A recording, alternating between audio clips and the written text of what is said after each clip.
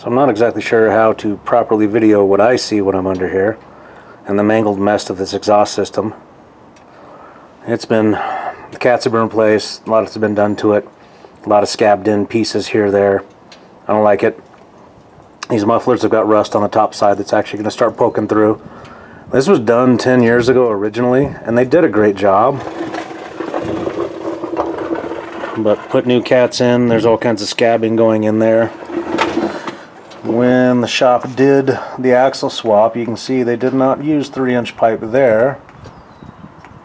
So they just scabbed in some 2.5, and the bends aren't as nice. And by all means, you could point out the fact that it comes out 2.5 from factory anyway at the exhaust manifold flange. True, but this is supposed to be a 3-inch exhaust system, so it runs 2.5. Runs 2.5 all the way here, and then it goes to the 3. Which, okay, I guess that worked. They had to fill in a lot of gap there. But it's just, I don't like it anymore, and I want it cleaned up. So I've got a lot of stuff to do that with. Especially up here, and I know I can hear an exhaust leak. I'm guessing that's the sign of that exhaust leak right there. Kind of looking under here to see where else I might have one. I don't know. I know I can hear one. So somewhere in all this scab work is one. So I plan on doing a much cleaner job. These cats are not that old, so I'm going to keep them. They should be just fine. But I'm going to organize everything differently. Because you can see it's going every which way but loose. It's not very parallel. That was never hung very well either. I don't like how those mufflers were done. I'm going to do those differently. And one of the things when you split up the mufflers, you have to realize the factory has like a 25-gallon single muffler in there. And it's hung on this point, and another one back here. So 2 points hang it, and there it is right there. It goes up to there. And if those 2 points aren't caught, or these mufflers aren't tied together, that's where I was having all kinds of trouble before, that I was breaking some of the rear mounts. And so my muffler would be hanging down from here back, where the tailpipe portions were. I'm going to leave all this stuff back here as is. It should be just fine. I should be able to make it work. I'm going to leave those resonators on. They still should be fine. But I've got new tips because those ones are pretty corroded. Again, this exhaust system was originally done back in 2014, so now look at that, it's 10 years now. So it's done fine. If you look at these, I don't think there's any amount of polishing that's going to fix. That's straight up in. Stainless steel isn't rust proof, it just rusts slower. In 10 years worth, yeah, those are kind of rusted. So I got new tips for it. A little bit worried about back here, but I think I have enough straight pipe in the kits that I bought that I should be able to take care of that. About the same thing on this side. They're done for. A little bit of corrosion there where the welding happened. But yeah, it's time for a refresh. Alright, let's get an inventory. I have 2 boxes of these kits. Finest stuff you can find on Amazon and eBay. It's a lot more polished than I probably need, but it is stainless. One of the things I like, mandrel bends are nice and smooth, but one of the things I like is slip fit. So that'll make it a lot easier to get into where I want to. I got a lot more adjustability. I don't know if I need the full loops. I don't know if I need the full 180-degree loops, but the 90s and the 45s, I'll probably very much use those. Good sections of straight pipe, those should be good. I may not even need 2 kits. I may have overordered 2 kits if I was going to redo the whole thing, but if I'm going to leave what's in the tail there, I may get away with just 1 kit, and the other one's just going to get stashed and saved for future projects. In the muffler department, I've got 3 MagnaFlows, and I have an idea with this one. And this idea comes from the guys at the original shop that did it. I had an X-pipe, and they said an X-pipe is going to give me a heck of a lot of drone, but what you want to do is get a muffler to X-pipe. Now, those of you that know what you're looking at will know this one is not a true X-pipe. As you look down in there, I don't know how the camera picks this stuff up. It's always that question, right? What does the camera see? It's basically a Y pipe. It's 2 Y pipes inside the muffler casing. Turbo style muffler. But you look at it with 3-inch pipe, there's still a ton of flow there. And with a pro-charged big block motor, I want flow. You can look at all the reasons why you would or wouldn't put an X-pipe in. And you can go either side of that argument, just know that I am doing it. And for my own reasons, my own theories, you can do different if you want. But by putting it in muffled, that way it should take out a lot of the drone, and that's one of the things I'm trying to kill, is at highway speeds kill the drone. Not on the highways that much, once a week at most, maybe twice, but it's enough to be irritating. The other thing I'm looking at is why 3 mufflers. There's the 2 I have to replace in the back, and I'm definitely going to do that, so it's dual exhaust. But like I said, the factory comes with that 25-gallon drum of a muffler back there. So I'm looking at between the 3 of these getting pretty dang close, if not exceeding, the factory's volume of mufflers. And so that's what I'm looking for there, is getting the volume.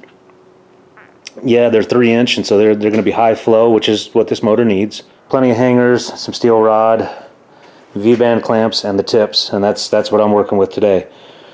On order and on the way, should be here this afternoon, are the O2 bungs. I'll need those as well. So yeah, MIG-Pack 15 should be just fine for this job. Smaller wire, lower settings. I shouldn't blow through any of my tubing. Should be able to get this done.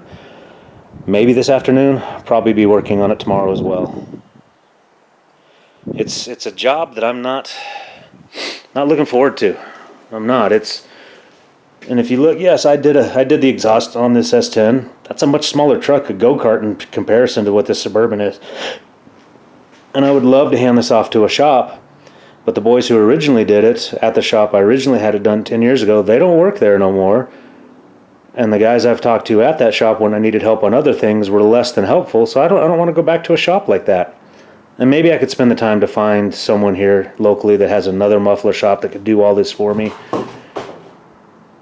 But I'm having a hard time wanting to take my truck to shops anymore on stuff that I can legitimately do. Does it intimidate me a little bit? Yes. Am I going to get it done? Yes. Because I don't want to go to a shop. This right here, all of this is already a hefty toll of mufflers because I'm doing all stainless. A lot shinier than I really need. This is about what I like because it's not shiny. It's not the polished stuff. Alright, these particular clamps, again, some internet specials, Amazon, eBay, wherever you get them, but JDM Speed Motor, whoever they are. I was looking at it. They are not slip fit. So that's going to be fun. I just weld it there on the outside. That's I have to tack it in place a couple times and then get it done. But with these, you notice there's a rim there, indent in there. That clamps that together, and that should hold everything solid. A little bit of rocky back and forth there. But that's how I'm going to put it together. Welding inside there might be kind of fun when I've got 2 of them sitting here. Side note, stainless, yes, but it's not the highest quality stainless. If a magnet sticks to it, you can weld it. At least that's a rule of thumb I was always taught. So, magnet sticks to it, it can be welded. I might be in trouble on these ones.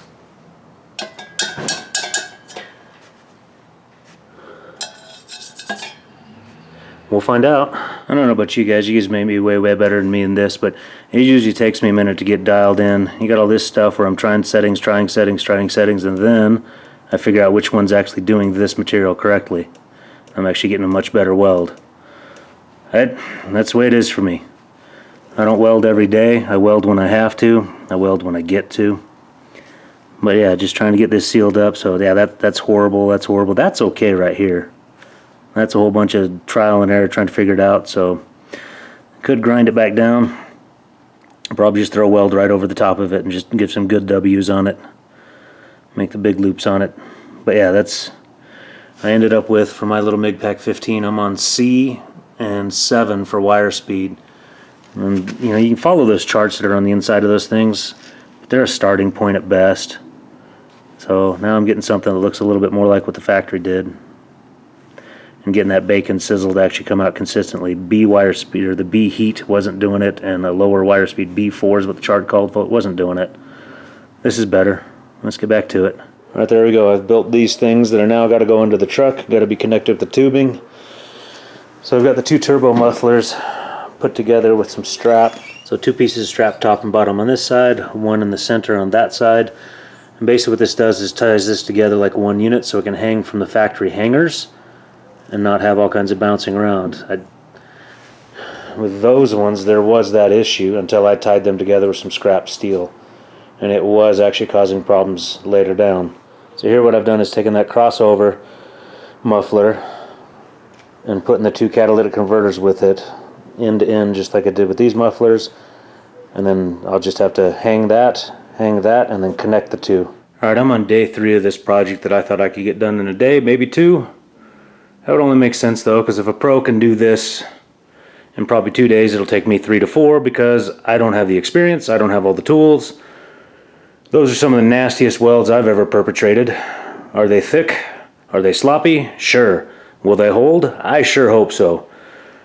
Because earlier I had put a magnet on that. That's, what is that, when it's the shiny stuff like that and it's not magnetic, that's 409 stainless steel, versus those being magnetic are 304 stainless, and it's the kind I wanted.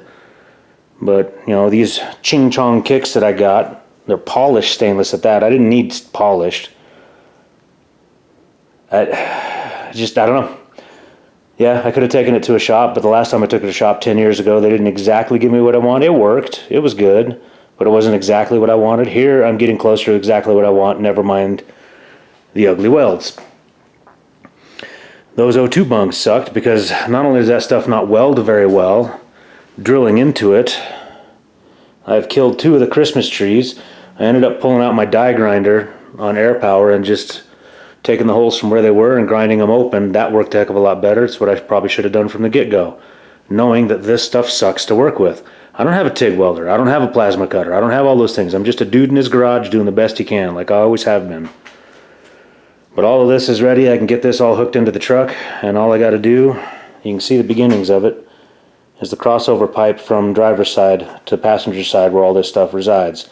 That's probably going to take me hours more, just figuring it all out, getting it all angled up. But it does look like it'll work with a 45 and a 90, which is good because I only have one 45 left. I used 3 of them on the back of the truck.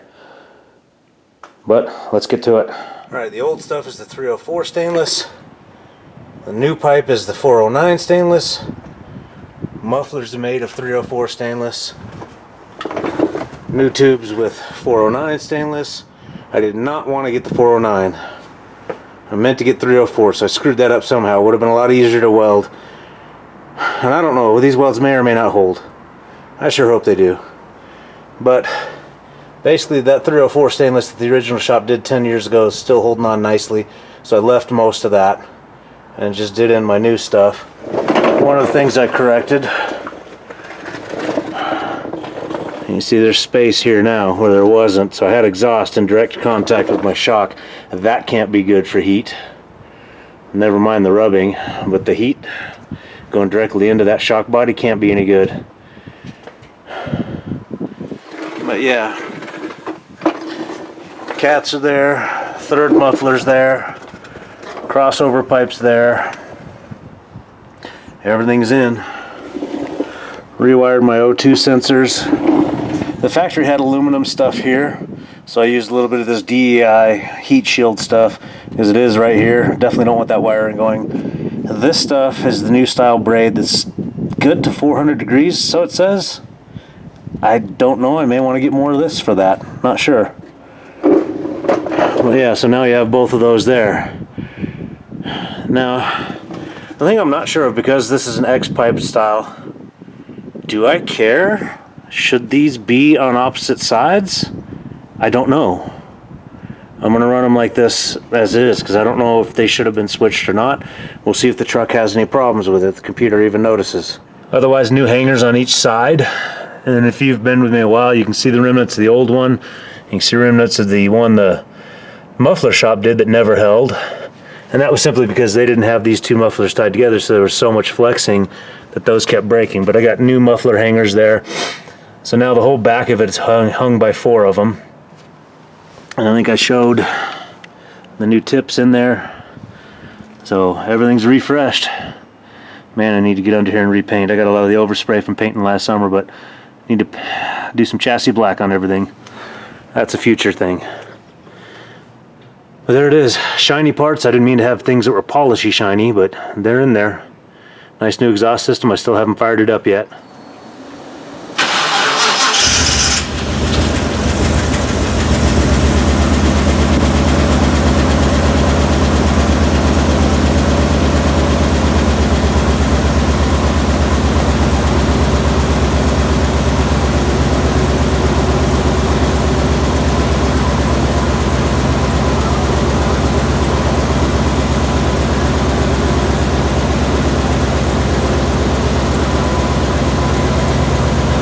think it might be a little quieter.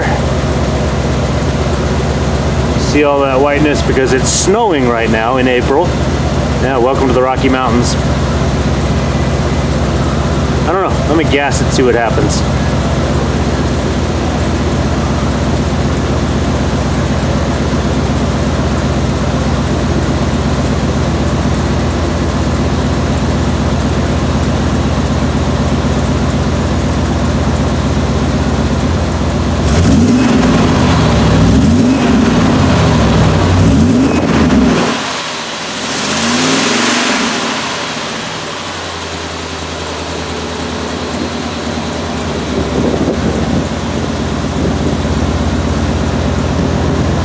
I don't know if I notice any difference. We'll find out when I drive it. So that's the first video I've done since painting the Suburban last summer. And a lot of people might be asking where you've been. Maybe nobody's asking where you've been. But here's my reasoning. So if you've come this far and seen what I've done in the exhaust, thank you for watching. Now here's a little bit of me talking. I'm burnt out on social media. I'm burnt out on it. I can't play the game anymore. I don't want to play the game anymore. With YouTube specifically, over the last better part of a decade, I've been posting videos as I work on one of my 2 trucks, go off-roading in them, maybe do construction stuff at home. Better part of a decade. And I was using a copyright-free music service, somebody that's posting stuff up there, and who knows where that is now, because that was way back when I had Windows Video Editor still. Nowadays it's moved way past that. One of the latest scams coming out with that is, and I've heard more than one YouTube creator talk about this, and I really, it grates me. I don't like it. It grinds my gears. For a better part of a decade, I've been using a band called Lobo Loco, or music creator called Lobo Loco, and a lot of their stuff. It's basically every day one of my videos is getting flagged, and so all of my videos are getting mutilated. I don't have the time, I don't have the desire to go back and redo every single one of those videos. That's 250, 260, I lost count. Over 200 videos that I've done over the last better part of a decade. And I'm getting hit with copyright claims on them because I use that music that was copyright free. So to me the scam seems to be that either the person themselves who created it went and monetized their money or copyrighted either the person that created the music went and copyrighted their music after letting everybody use it, or they sold it to somebody, and that somebody, and here's the scam part, is going around and flagging all of the videos that have their stuff in it. I don't know how they do that, if they have to go through one by one, they have a search engine do that or what, or if YouTube does it for them. I don't know. All I know is it's probably every other day, multiple videos some days, but might as well just call it every day. I'm getting one of my videos flagged, and it says cannot be monetized. Now the monetization part, it's not like I was making a ton of money on YouTube to begin with, but that $600 a month was kind of nice, kind of offset some of the parts I was spending. The last 2 years, each year I only made $300, and that's for 3,500 subscribers I've got. I bring in somewhere around 25,000 to 30,000 minutes of view time a month, and that's worth $300 a year to them. That's the open market. Fine, let it be that way. But it just means I just don't feel like doing it. When you get those two things compounded together, and you got the fact that about a year ago I retired from the Army, so I'm out, and I'm doing what I want to do in life. I've got my own business opened up now, so I focus on that. What was a hobby, what was pretty fun to be able to talk to other guys that do the same kind of stuff, what was making a little bit of pocket change to pay for some of the parts, it's not there anymore. And it's funny because I remember making a video where I said the YouTube business model is circling the drain. You look at those that are successful on YouTube, it's not YouTube that pays them. YouTube, it's pennies. But you've got to be someone with 500,000 subscribers or more. So small creators are done for. There's nothing for us on YouTube anymore. You've got to be someone who's willing to do all the big channel stuff where you've got merch and you've got sponsors and you're whoring yourself out to them. You got to be willing to do all that. I'm not. I don't want to do it. So I'll do videos when I feel like it. I'll do videos if I have something. I was on the fence of whether even videoing any of this. where I'm basically spent 4 days doing my own exhaust system on the truck. Is it perfect? No. Does it work? Yes. Is it quieter? I think so. I haven't taken it out on the road, but just driving it in the parking lot around here, it's better. It's way quieter. We'll see when I take it on the highway, see how it looks then. But there's where I've been. There's why it's been almost a year since I've actually done anything significant on YouTube, and it might be that long again. Like I said, I'm burnt out, and I'm tired of playing these games. So I'm here. I'm still alive. I'm still doing what I want to do. Every once in a while you might hear from me on YouTube. Maybe not. Maybe I'll go back to the good old days where I just work on my truck and I don't tell anybody about it. We'll see. If not, this whole better part of a decade, thank you for being around for it if you've been one of my loyal subscribers. If you're not one of my loyal subscribers and you're hoping I'd do more, we'll see. We'll see what happens. But yeah, till I see you again.